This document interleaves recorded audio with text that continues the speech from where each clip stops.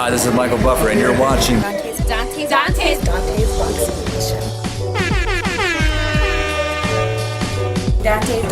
DONTAE'S Boxing Nation.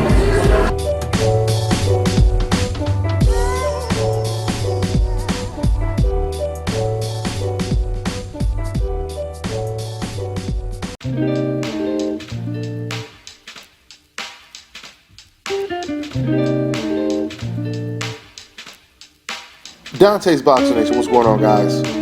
Boy, I tell you right now, it is amazing how things change, isn't it? There was a time when HBO was on such a high level that no other network could even come close to competing with HBO, including Showtime. I remember, if you go back about 10, 15 years ago, there used to be fights on Showtime where the picture quality didn't look good and they didn't have the quality fights that HBO were putting on. But all of that has changed now. And now HBO, the biggest boxing network, according to Bob Arum, is running out of money. And because of that, Bob Arum has already set up a meeting with Showtime so that he can bring his fighters over there. Because Bobby believes HBO, they don't have the money to put fighters like Lomachenko or Tim Bradley on their network. I told you guys before, Bob Arum, he wanted to put together a really big card on HBO, regular HBO this year, and it would have been Nicholas Walters versus Lomachenko in the main event, and Victor Postal versus Adriana Granados, before, of course, Victor Postal lost to Crawford. But that was the card that Bob Arum wanted to put on HBO, but we didn't get that card because HBO could not afford to put that fight on the network. So now Bob Arum is following Floyd Mayweather's lead, and he's moving to Showtime. Let me go ahead and quote exactly what Bob Arum had to say about the matter. Quote, again, you have to understand, we've had a great relationship with HBO. We found them to be great partners and great people. But there comes a time when they run out of boxing or out of money. What choice do we have? In other words, if they can't afford my fighters and other people's fighters, then you have to look for other outlets. You know, a lot of us had already kind of known that HBO was running out of money and, you know, with the budget cuts and all. But when you hear Bob Arum just come straight out and really disclose the situation, it's still an eye-opener to me. And it's so ironic because it wasn't that long ago that decafs in the media, fans, etc., typical decafs, the way they do it, there were all these articles that it was PBC that was going broke, running out of money. Oh man, I mean, these fans were talking like Al Haymon was already riding on 4 flat tires, and it was just a matter of time before that vehicle comes to a halt. But while we heard all of these people say this, we find out that it's HBO that's quote unquote going broke, running out of money, according to Bob Arum, right? This just goes to show you, no matter how emotionally attached you are to the game, no matter how much you want to make up stuff just because you personally don't like someone, the truth will always come to light. And this is more proof of it right here. You know, it's funny, speaking of HBO, you know, I remember a conversation I had with Abel Sanchez a while ago. It was probably, I don't know, maybe almost 2 years ago. It was before Al Haymon announced the PBC series. And I remember Abel Sanchez, which is Gennady Golovkin's trainer, he said to me, he was like, look at how many fighters Al Haymon has signed. I mean, this guy has like 150 to 200 fighters. He was like, how is he going to get dates for all of those fighters? He said, it's impossible. It's impossible. All those fighters are going to end up just sitting on the shelves and not being able to fight because it's impossible to get dates for all of those fighters. Well, fast forward to present day, and we find out, Abel, there is no mission impossible when it comes to Al Haymon. Because what Al Haymon did when Abel Sanchez and many other people were trying to scratch their head and do the math, like, man, how are you going to get dates for all of these fighters? See, at this time, guys, you have to remember, this was before Al Haymon had signed deals with ESPN, Fox, NBC, Spike TV, Bounce TV, Fox Sports 1, and the list just goes on and on. Now, this is where the irony comes in.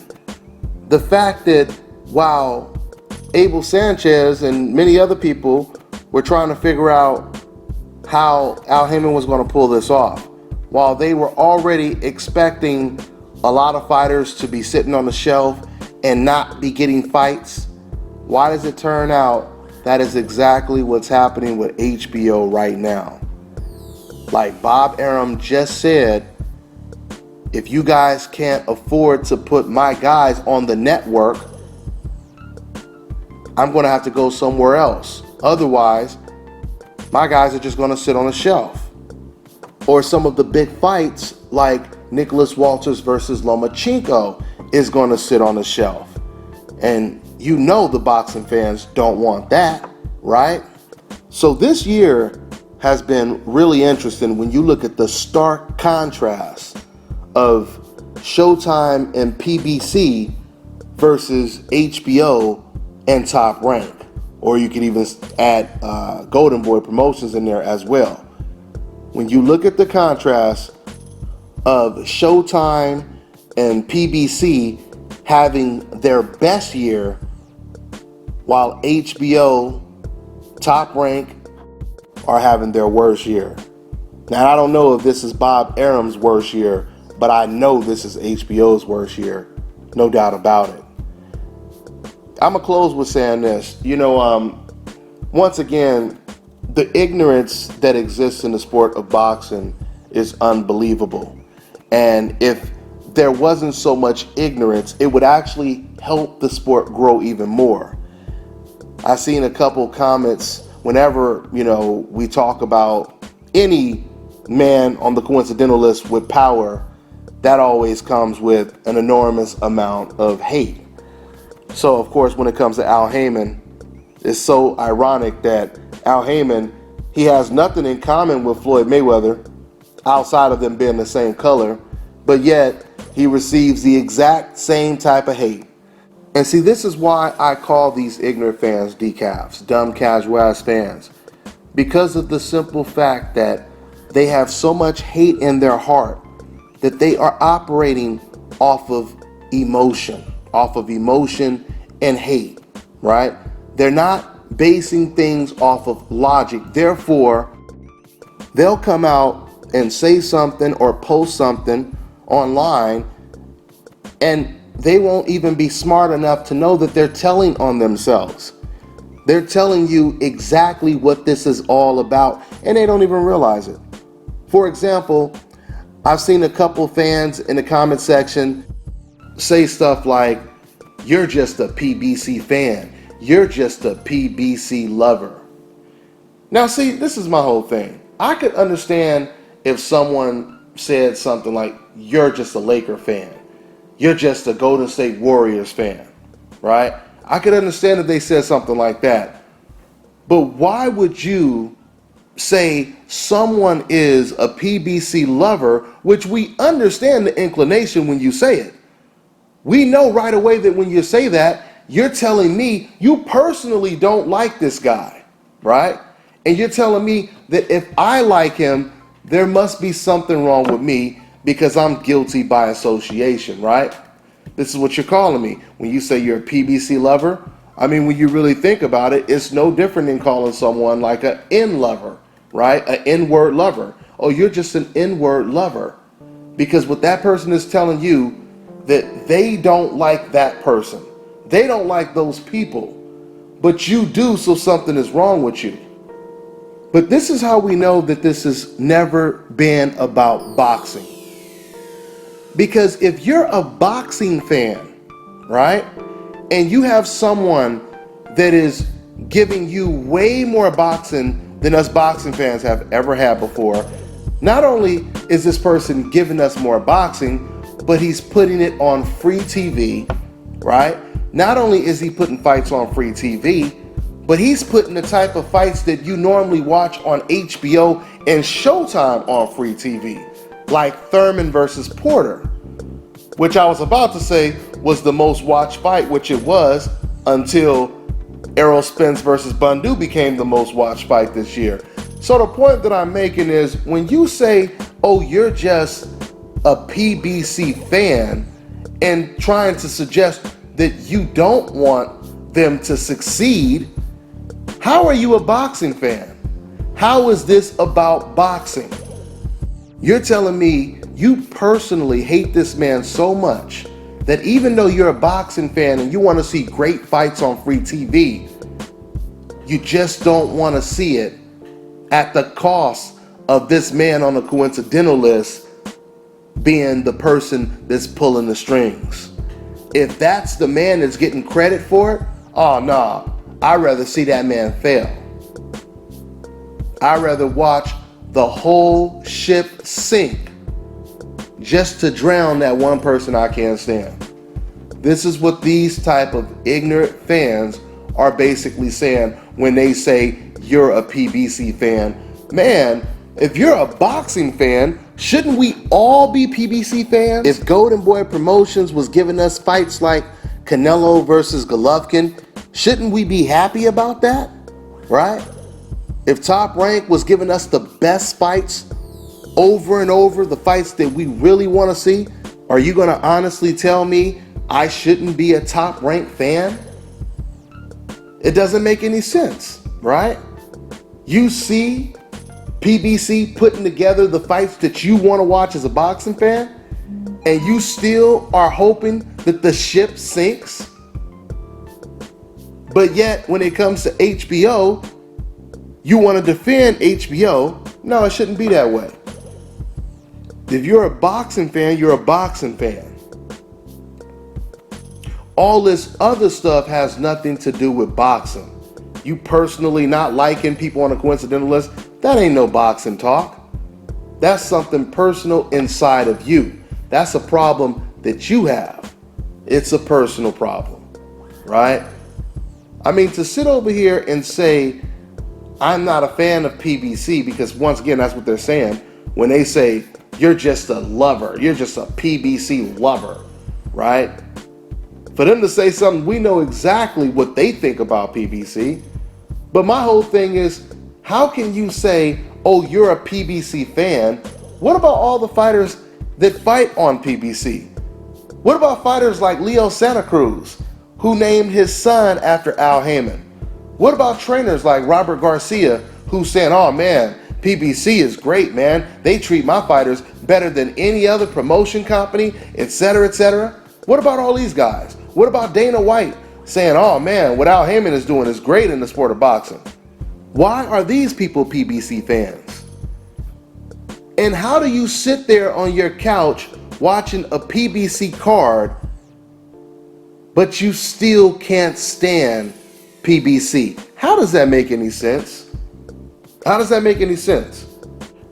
You know what, I'm going to say this, and I'm not even going to sugarcoat it. You don't ever hear black people say, oh, you must just be a fan of Top Rank. Oh, you must just be a fan. You're a Golden Boy lover. You're a Top Rank lover. Oh, you're just an HBO lover, aren't you? You never hear black people say stuff like that. So why do some of you decaf say stuff like that if you're a real boxing fan? I mean, that's like a bunch of people watching the news and they're looking at the Trayvon Martin case. And you have people like, oh my God, I can't believe what that grown man did to that child. I can't believe he just murdered him like that. And then you turn around and you say, oh, you must just be a Trayvon Martin fan, huh? Do you guys see how ignorant that sounds? That is exactly what you are saying and how it sounds when you say, oh, you're just a PBC fan. You're just a PBC fan. That is how ignorant you are and sound when you say something that damn ridiculous. No different than if I was getting heart surgery, right? And the surgery turned out to be a success. The doctor did a great job. And I say, man, that doctor, he did a wonderful job. And if it wasn't for him, I probably wouldn't be here today. So I really want to say thank you to Dr. Jones. And you hear me say that and you say, man, you just a fan of Dr. Jones, aren't you? You just a Dr. Jones lover, aren't you? Once again, man, I mean, I could use tons of examples and analogies, but I think you guys get the point. How do you say a person is liking someone who's doing something good for the sport that you're supposed to love? How do you turn that into a negative? Is that what you're going to pass down to your kids? Are you going to tell your kids that? Are you going to say, now don't you grow up being no PBC lover now? Because you know daddy don't like no damn PBC. So don't you grow up being no PBC lover, okay? At the end of the day, it was some of you decafs that were writing these articles praying for Al Haymon to fail when you're supposed to be a boxing fan. Now you have Bob Arum, who told me he would never work with Al Haymon. Now he's working with Al Haymon. Now you have Bob Arum moving over to Showtime. How quick things change. That's all I got for now. I'm on to the next one.